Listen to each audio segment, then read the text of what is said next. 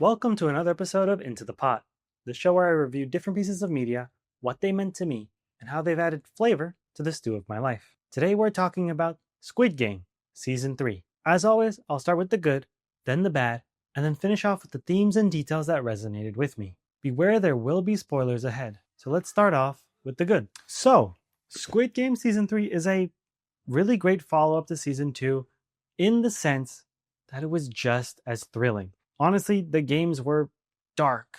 The suspense was intense. The anxiety was all consuming. It was a awful, wonderful watch. So that's probably the best part about the show is it stays very faithful to this whole dystopian setting of just death and childhood games. And I think they did a really wonderful job with the sets, with the games. There were so many moments that were nerve-wracking. The stress was real. And for all like the wait after season 2, I think season 3 picked up right where it left off, and it didn't feel any different in that sense. So that's what I really love about it. I love the amount of detail and intensity that the show brought, and it's kind of consistent throughout the entire show. And that's a great thing, because when you have a show this nail-bitingly intense and gripping, you want that to be sort of the key thing that keeps you going throughout. And I will say the first half of season 3 was really, really, really good and very, very depressing. It was a really sad, very depressing story. And I know that the title of this is Squid Game Gives Me Hope, but it is a very depressing show. I think the acting also was phenomenal, except for the VIPs. Because like, what were they thinking? I don't know exactly why their dialogue was so off. But the acting of the actors was incredible. And I think they played their characters so well that it really did feel like they were fully stressed and worried that they were going to die. And honestly, I have a hard time taking those characters and taking those people and separating them from the actor themselves, because they did such a good job. It get me so invested. I really thought that they were doing such a wonderful job with the acting. But unfortunately, I have a lot to say about the bad. So now that the good is out of the way, let's go over the bad, because unfortunately, season 3 was a weird mixture of good and bad. And I would honestly say it was more bad than good. I think the depressing nature of the show was constant. Every single good character died. Again, spoilers, but it's just very depressing to see every single character just go to waste. And that's not necessarily a bad part about the writing. That is just not a great feel-good moment. But the writing actually was poor. And the biggest way that I'll say this is just from the detective who's trying to find the island for the entirety of the session. And this detective, who's a cop, doesn't trust his friend that the captain is in the ship and he's evil. And it's like, where are we going? And once they finally find the island, he goes and he sees his brother, and it's been years, and he's like, why would you do this? And that was it. And I feel completely ripped off that the entirety of this whole island searching thing was just completely wasted. I understand that you can say it's realistic, like they couldn't have really done anything about it, but there was no actual conflict with the brothers. Like, at least say something a little bit more or showcase something else. And same with the frontman and 456. Gihan was shocked to see the frontman there, and he was like, that was my friend. I'm not going to say anything. I am going to give you this wonderful face acting, but there's nothing significant enough to say at this moment. And I can understand it's shocking. It might be realistic, but none of the show was supposed to be completely real. This is a fictionalized world about real world problems, not necessarily that it's supposed to be real life. It's a story.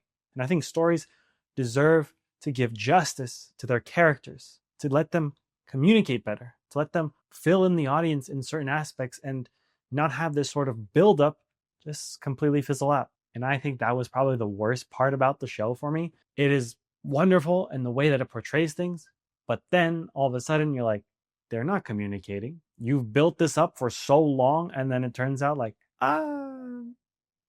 you know, had the frontman not really been playing in the games, he would have had somewhat of the same reaction. Less shocked, but he didn't talk to him. And so it's like, why? I was expecting something. And then here comes the ending, right? Unfortunately, because every character died, we're left to the world, and it's like, where exactly are we going? What are we doing? And then all of a sudden, Kate Blanchett shows up, and she's like, American Squid Game. And I'm like, no, what are they doing? Oh, they're milking it. They're milking it so hard. It's such a bittersweet ending. I feel like it's so weird to talk about it because it feels so bad, but it wasn't necessarily bad. It just felt really bad. And a lot of plot points were just dropped. And it would have been so much more impactful if they weren't dropped, or if the characters were smarter, because come on, they've been smart the entire show, and then all of a sudden they're like, nah, what? Where, like, that first season when he was on the island, the detective hiding, and it was like trying to figure out what was going on, like, he played it smart. And then all of a sudden now he's like, not? I'm like, okay, that's, it is a weird feeling. And I can be totally understanding to whoever doesn't like season 3 or whoever thinks that they dropped the ball. I can feel that. I can resonate with that because to me, they didn't do the best job at wrapping everything up. But what I did love was the ending, actually. I actually really loved how the show ended. And the biggest reason why I loved it is about the themes that it represented. So finally, let's talk about those themes and details that resonated with me. And it's a really weird thing to say that Squid Game gave me hope. Hope is not something that I expected to get after watching the depressing season where my favorite characters died in horrendous ways and I was left really depressed about having it all end in such a tragic setting. But the ending of season 3 actually made me feel a sense of hope. Now, I'm not talking about that everything in the world is good and that, good triumphs evil all the time, because at the end of the episodes, hey, the Squid Game keeps going. Kate Blanchett is doing whatever she's doing now. And to be honest, the only winner is capitalism. The only winner is the rich. The only winners are the ones who don't have to struggle like the rest of us.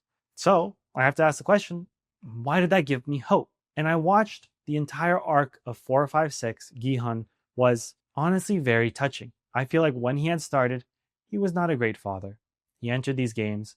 He was completely transformed. He killed his best friend. He metaphorically died. His soul was gone. He entered back in the games. He expected to save people. He really wanted to get people out. He ends up failing. And now he feels like everything is his fault. And he was succumbing to the pressures of the game and the sort of way that we treat other people. He kills one of the friends, Daeho, who was trying to help him the entire time, who ultimately dropped the ball at the end and didn't save them. But in that moment where you see the sort of humanity leave Gi-hun, where you see the humanity leave player 456, it is such a weird feeling because after all this time, you're losing him. He feels like he's going somewhere else. And then all of a sudden, with the mother's death, both the mothers who died, it feels like 456 was now sort of finding a new purpose in his life. And he had to save the baby. So much so that the very last moment where he chooses to sacrifice himself for the baby, he delivers a wonderful little short sentences where he says, we're not horses. We're not something to bet on. Because when the show started, he was betting on horses and losing a lot of money. But they're not horses. They're human. And then he leaves it open-ended, saying humans are, and what are they? You fill in that blank. Humans are self-sacrificing. Humans are kind, compassionate. Humans are willing to do crazy things to survive. Humans are everything. Humans are the most important things that we are. So at the end of the day, humans are human. And I love that aspect. But the reason why that gave me so much hope is because the North Korean guard who was watching the screen, who was about to kill herself, drops the gun. She hears the baby crying and she realizes, I'm going to continue living. And she ends up, because of player 456's sacrifice and seeing that baby, she's instilled a little bit of hope. She goes out, and just like player 456 was going to go fly over to see his daughter and he turned around, she doesn't turn around.